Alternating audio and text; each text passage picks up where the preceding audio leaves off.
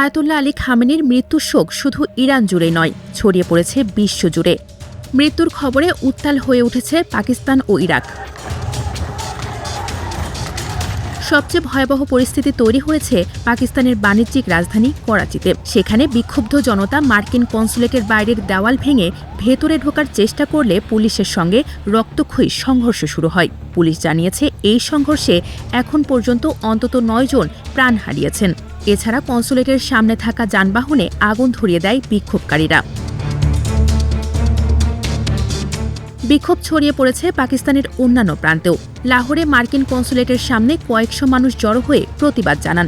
অন্যদিকে উত্তর পাকিস্তানের গিলগিট বালতিস্তানের স্কারদু শহরে জাতিসংঘের সদর দপ্তরে আগুন ধরিয়ে দেয় বিক্ষোভকারীরা। তবে সেখানে কোনো প্রাণহানির খবর পাওয়া যায়নি। রাজধানীর ইসলামাবাদে রেড জোন সহ কূটনৈতিক এলাকাগুলো এখন পুরোপুরি অবরুদ্ধ। এদিকে ইরাকের রাজধানী বাগদাদের গ্রিন জোন এলাকায় মার্কিন দূতাবাসের সামনেই ইরানপন্থী বিক্ষোভকারীরা জড়ো হন।